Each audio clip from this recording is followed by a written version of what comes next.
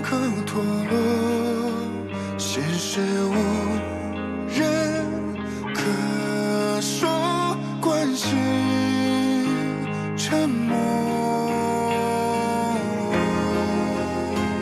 我深埋的回声多大？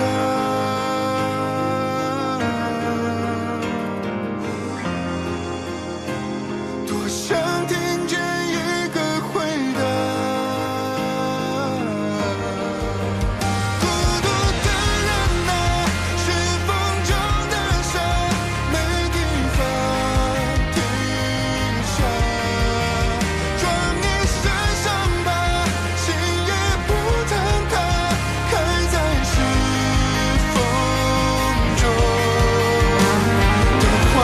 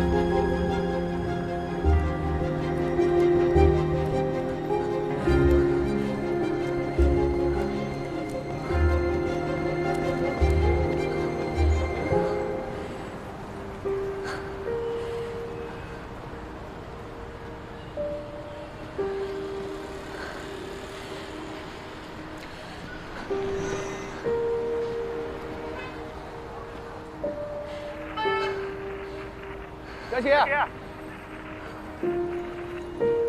哥，你跑哪去了？啊，不都听扶过期了吗？怎么还生闷气呢？出来透透气。你要是不爽，我就把这手我再单跟他练一次。我哥是那种人吗？你是不是还有别的事儿？还能有什么事儿？能理解。以前啊，都不用别人。今天啊，你装不动。哎，你说不爽了？就你懂不懂？哥每天拉火车，咱喝酒去。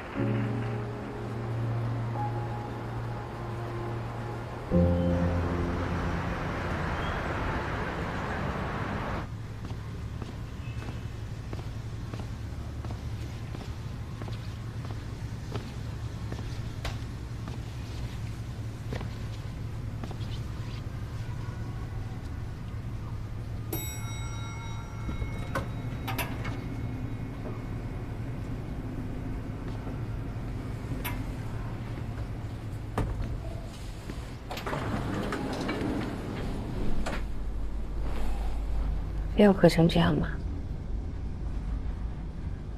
怎么有股糖糊味儿？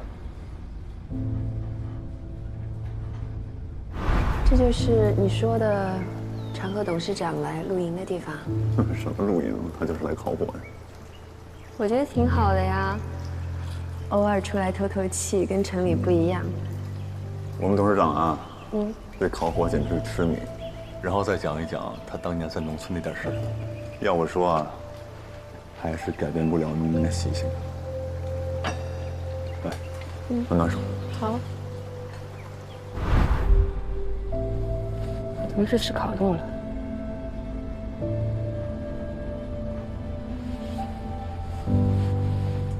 你什么时候酒醒了，把医药公司的资料看了？一定要这样吗？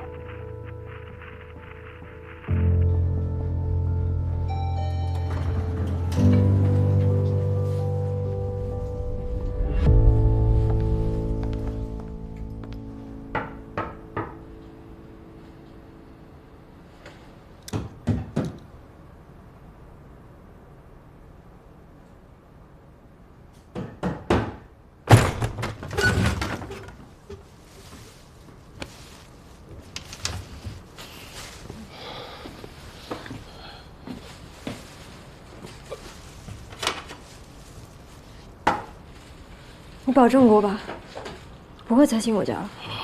我好好敲门了，你也不开。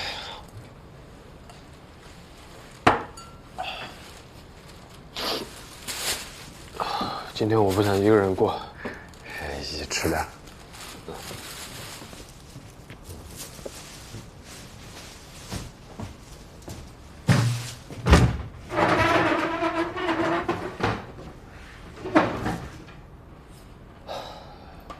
你不会忘了今天是什么日子吧？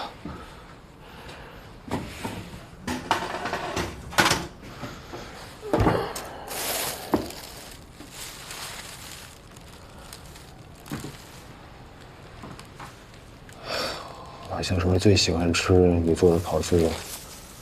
你做完之后，让他带到学校，我们俩饿了就偷偷吃点。我把附近所有的桃酥都吃遍了，就这家跟你做的味道一模一样。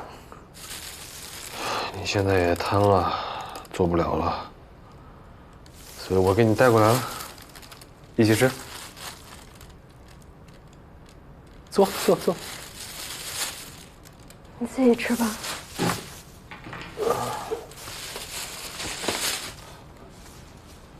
我爸最喜欢的叉烧包，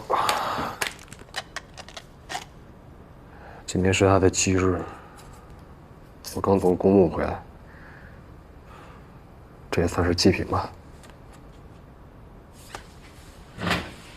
吃祭品好啊，增福天寿。来，让我爸保佑你长命百岁。起来，张嘴。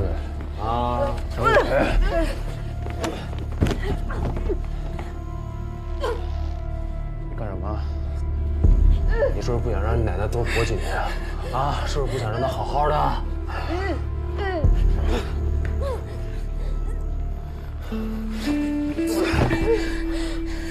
我他妈对你一片好意，你想捅死我？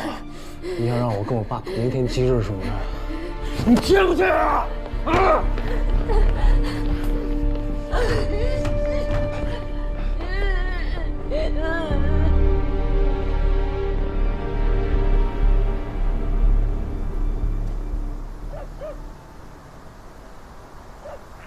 你是个善良的人。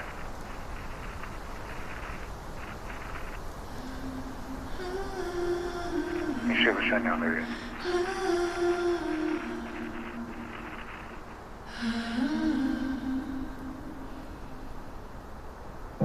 旁人都问我怎么愈合，但只问离去又有什么意义呢？你怎么在这儿？天真总是用错场合，可悲的是我没发现什么。他又来找你了，听你打电话不接，我猜你肯定出事儿。都打成这样了，你报警啊！报警干什么？欠债还债不应该的吗？你不是一直在还吗？利息也没有少，为什么要受这个罪？我欠的不是这个债。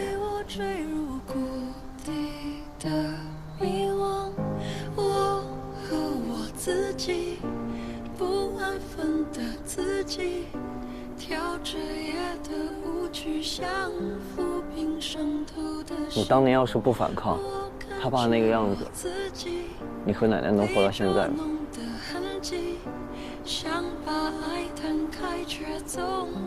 你跟我说实话，是不是打心眼里就没有放过自己，才让他这么打你？放过不放过，有区别吗？剩我愈合我自己。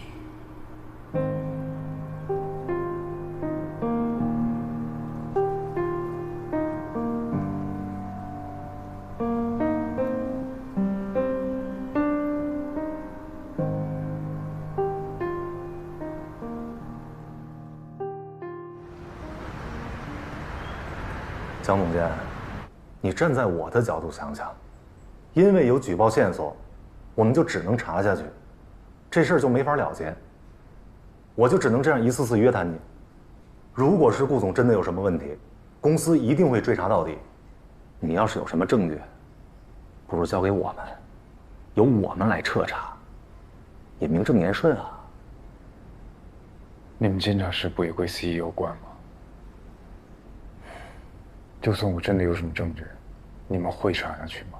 这监察室真的该整顿整顿了，查了半天什么都没查出来，拖下去不是办法呀。还有那江佳琪，自从上次聚餐之后，有点丧心病狂要报复的意思了。那录音毕竟是真实存在的，咱索性直接上报董事会吧，就用他暗中调查你这件事情为由，直接让他走人。您说呢？既然监察室的人已经接手了，那就交给他们处理。我们插手会引起不必要的联想。什么联想？就好像录音和举报都是我们做的一样。哎，佳琪，问你什么了？还是那些问题。佳琪，我们是自己人，如果你有什么需要帮助的话，尽管说，我们大家一起商量商量，看看怎么共同应对。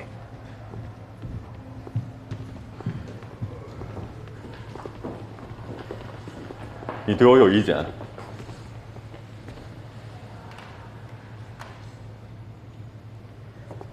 没关系，可以直说，有道理的我一定会听。但是背地里搞小动作，没有必要，是吧？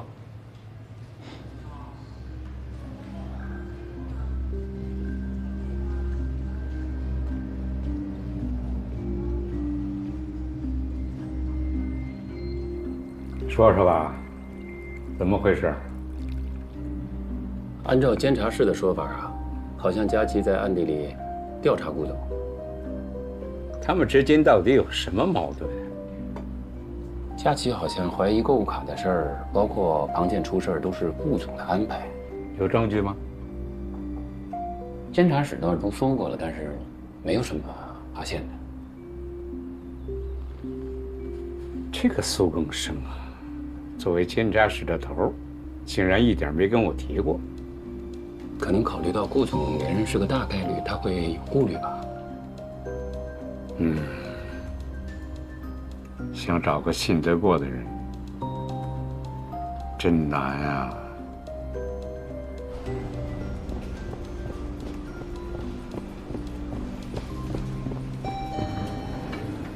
不是，董事长，哎呦，您怎么不跟我说一声？我去接您多好。哎，你们都是公司的顶梁柱，可不像我一个大闲人。董事长，董事长好。哎，好好，坐吧，坐吧啊。董事长，哎，佳琪啊，我想约你聊一聊，怎么样？后天周末，咱俩打场高尔夫。对不起，董事长，我不会打高尔夫。哦，那你会什么呀？足球。足球？呵，好。足球的话，50年以前我可以给你踢一场。现在不行。现在是肯定不行了。董事长，我在百花山找到一个不错的地方，我想着呢，周末我准备好柴火还有帐篷，咱们去一趟。好啊，后天不就周末吗？早点接我。好嘞。佳琪，怎么样？后天一起去。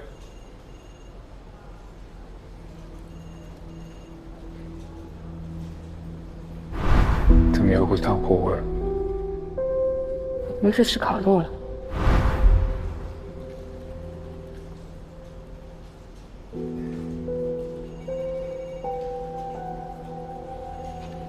早晚，我们能够找到一个我们可以一起做的事情。董事长，要不然我和医生说一声，晚上我带您去喝个一分汤。啊，不用，这周末是你们年轻人的事儿，我呀还是有眼力见儿的，啊。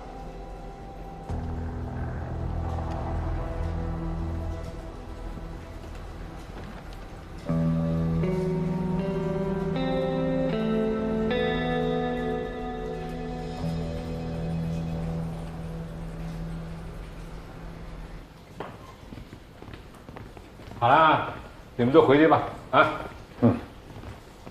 我送你。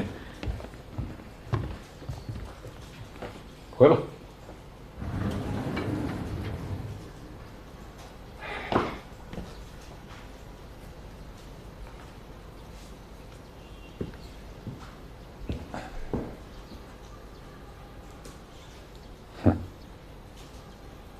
浅薄。就老爷子的态度，张佳琪，我们一定要争取过来。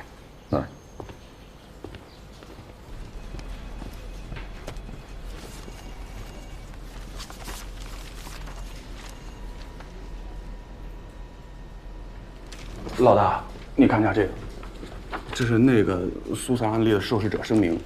什么声明？他承认了参加实验的时候隐瞒了药物过敏史。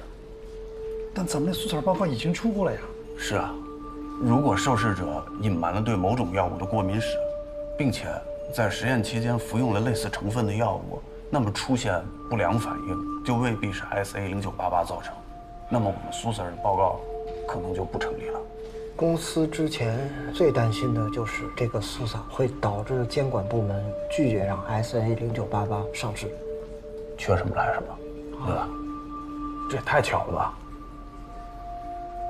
你们赶紧把这位受试者所有相关的数据跟报告调出来。好，我这就去。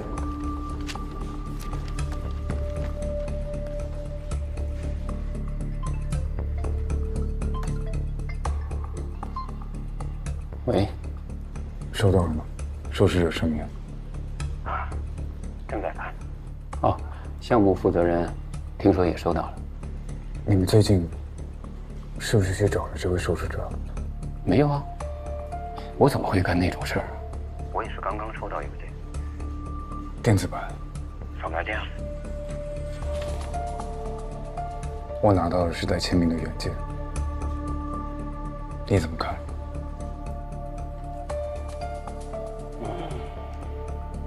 这说明对方非常清楚不良反应上报的流程和规则。你们药物警戒是主责部门，所以给你们发原件，给我们发的是扫描件。这个操作还是够专业的。太专业了。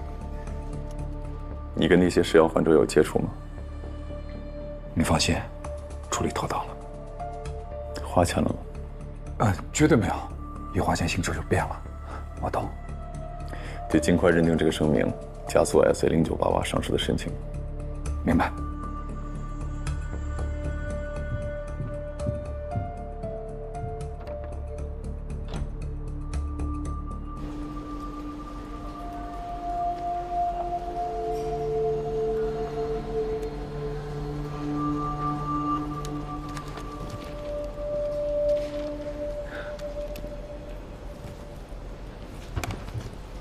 我出去一趟，我觉得还是有必要核实一下这份受试者声明。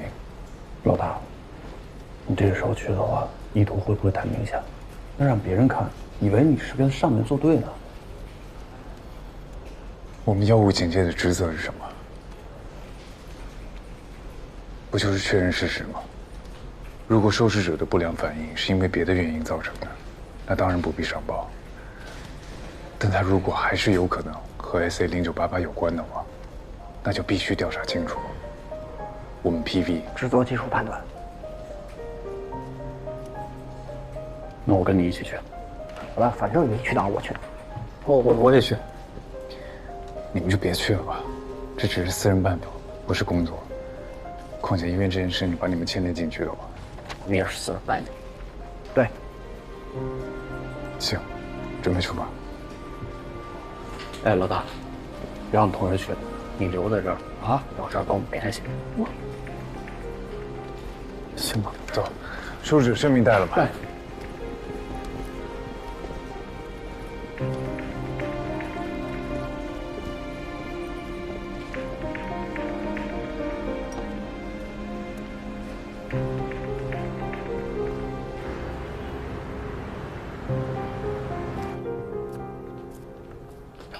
谢谢啊，应该的。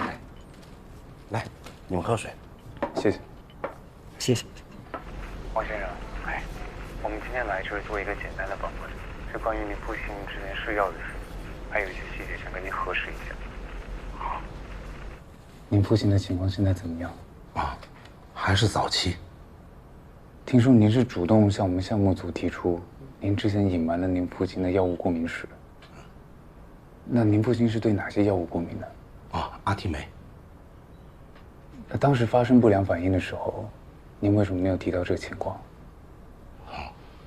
当时我爸突然就说不出来话了，我的第一反应肯定是以为药物试验的原因，我也就根本没往别的地方想。等我一下啊。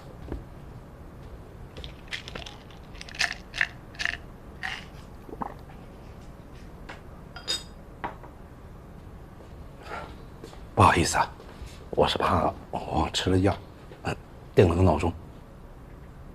您是有哪里不舒服？尿毒症，每周要做2次透析，因为这个病也没法工作了。我的治疗费用，再加上我爸的病，我们根本就负担不起。如果不是因为这个情况，我也不会忍心让我爸去试药。那您父亲自己知道现在这情况吗？知道，反正现在这个阿尔茨海默病没有什么特效药，说不定这个新药还会有用，不仅不用花钱，还能挣钱。其实我心里明白，他就是想挣点钱，可以贴补。我爸听说他体检合格了，还挺高兴的。慢慢聊，我给花儿浇点水。哎，爸，哎，那花儿你刚才浇过了，是吗？啊，哎，来，你去把这棋摆上，一会儿咱俩来一局。好。哎，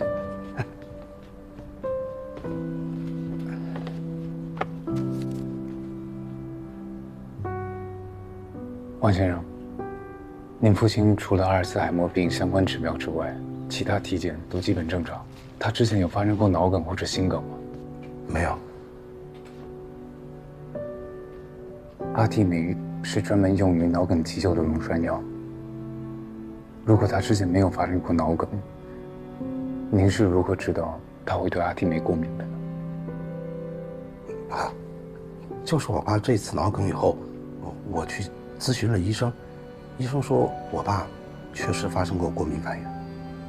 是，王兄，我明白。但如果您父亲之前没有发生过脑梗，也没有使用过阿替美，您为什么能知道他有阿替美的过敏史呢？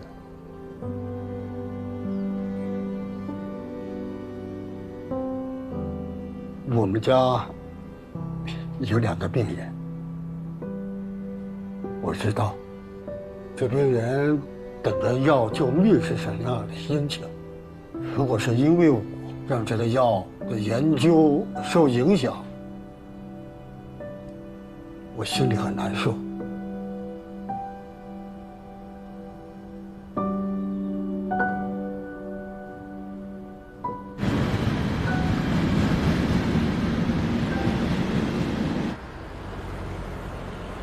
哎，正好扎这儿，直接扎过去。你扎进去啊！你直接扎进去完事儿了吗？我给它倒进去，不往好出。你费那事干啥呀你？你怎么开的车啊你啊？有你那么抢车位的吗？不都怪你吗？不至于，就上前面再找呗。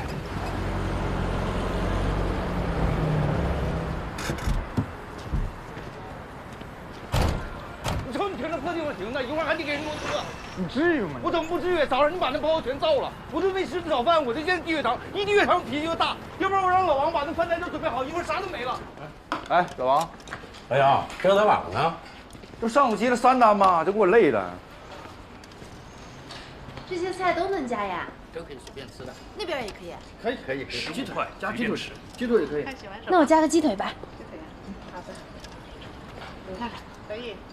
还要吗？够吗？好，谢谢，够了。好，不够再来。这不悠悠吗？小舅舅。我外甥女儿，演员。哎呀，来，坐。哎，我说怎么这么眼熟呢？悠悠，今儿怎么想起到这儿吃饭了？这好吃啊，15块钱8个菜呢，然后还有一个大鸡腿，太划算了。啊，对对对。导演，你没有鸡腿，你吃个鸡腿补补啊。我们这儿就是粗茶淡饭的，希望你能吃得惯。吃得惯，我胃口可好了呢。而且你们这儿的伙食比我之前剧组的伙食都要好，对吧，导演？导演，姜师傅原来真是导演呢。是啊，导演之前还拍过一个短片，在电影节获过奖，可有才了呢。真的吗？姜师傅原来还是个大导演啊，那咋还和我们一起开货车呢？你那个什么片子叫啥名？我回头上网看看去。来，出来。哎，我饭还没吃完。说吧，想干嘛？真奇怪，10年前你做导演的时候，我都不敢看你，我看你我就害怕。我现在越看你越觉得顺眼。别没完没了的。你肯定是憋着一口气想东山再起，然后创作出最有力量的电影，对吧？我跟你说，没有电影，没有导演，没有创作。我现在就是一个货快达的司机，我也没想过要回去。你不就是想来看我笑话吗？现在你看完了可以走了吧？我不是来看你笑话的，你为什么不当导演了？你为什么不继续创作了？你听不懂人话是吗？我求求你别再出现在我面前好不好？可是我看见你就开心，我真的很想每天看见你。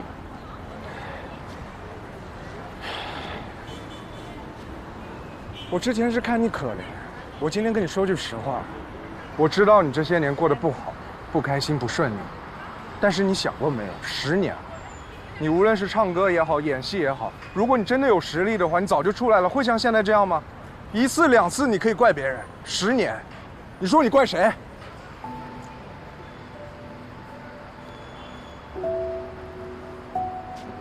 所以别把责任推卸给我，好不好？你就是无能。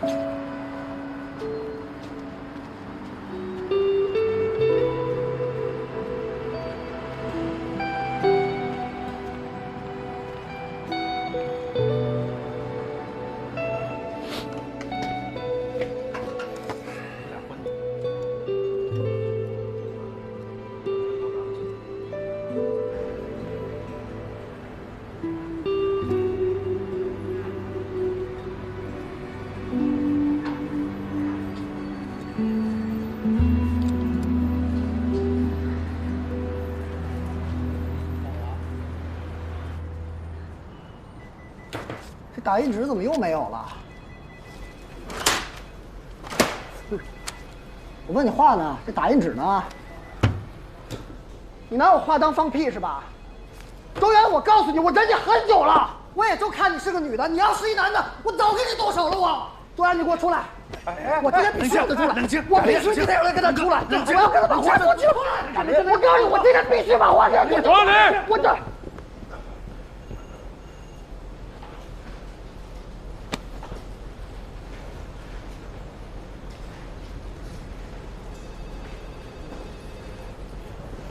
说吧，到底怎么回事？老大，你知道的，他看那女孩一直不太顺眼。周燕不一直都那样吗？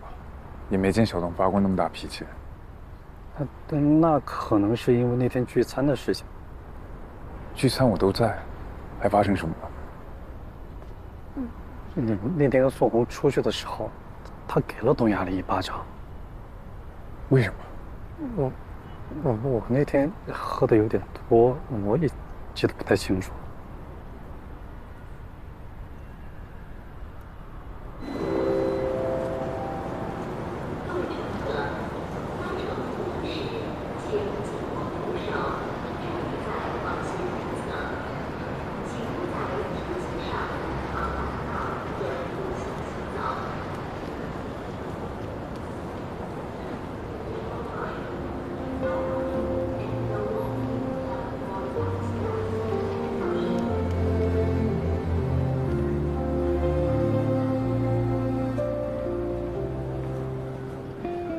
你跟德安林怎么回事？为什么要打他？讨厌他，就打我。讨厌就能动手打人吗？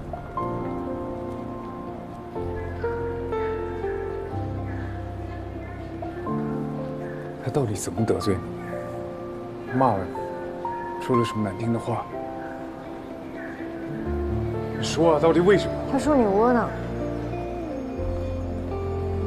还说师弟爬你头上那是人家有本事。你都这把年纪了，还被别人当众羞辱，都是自己造成的。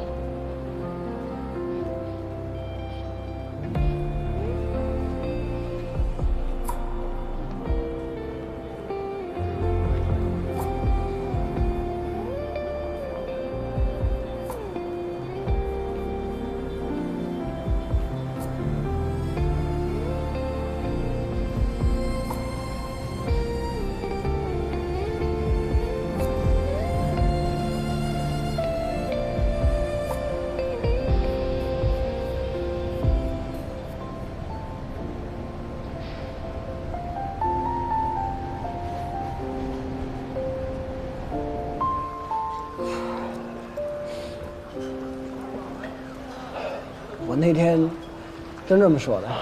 对啊，你嘴多厉害啊！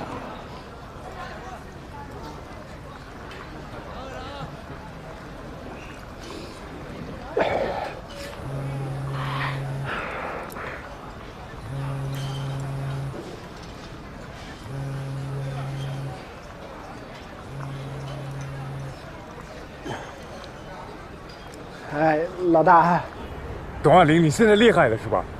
连我都敢骂。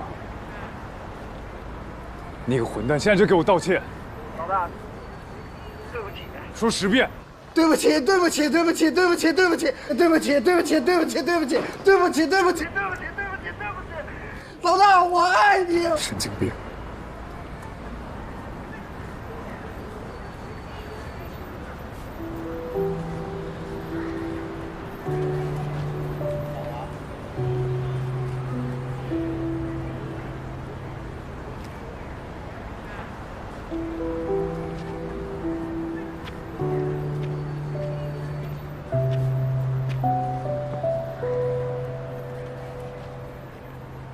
谁没有在背后说过别人坏话？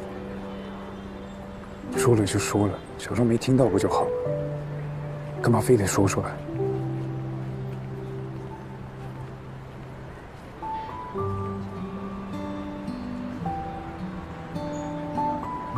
谢谢你帮我打了他，我请你吃饭。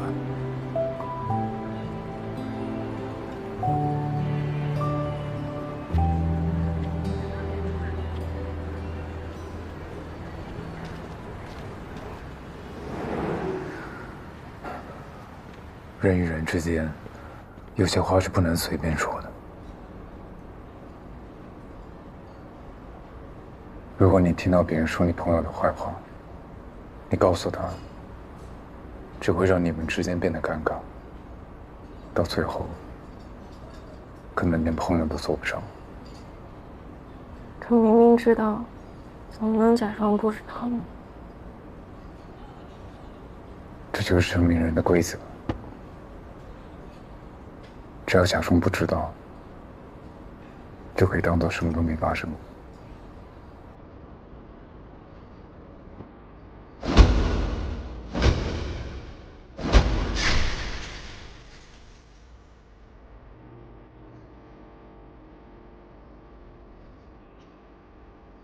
可那种害怕被别人知道的恐惧，会把自己压得喘不过气。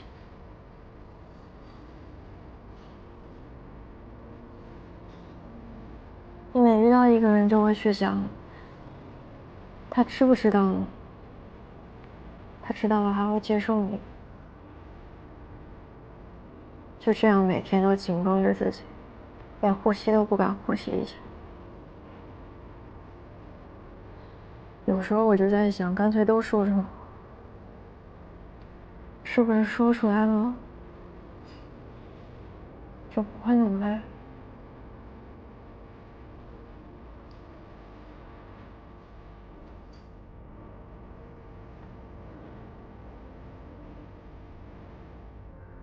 我会装作不知道，不管别人跟我说了你什么，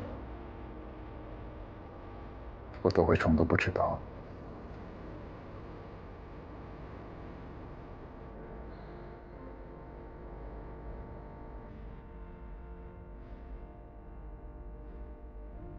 所以你也这么做好吗？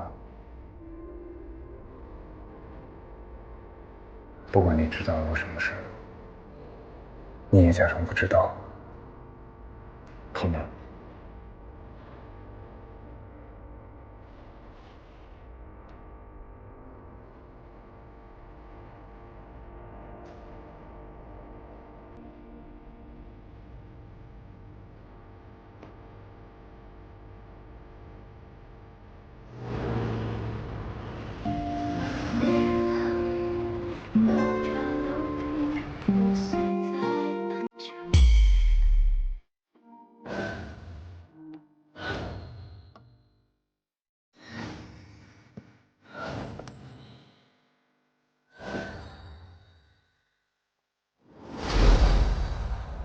我们做药是为了什么？难道不应该是为了保证大家的健康跟安全吗？你也来了？顾总让我来的。我不管你，你们尽快分手。还有，不能让他知道我知道的事。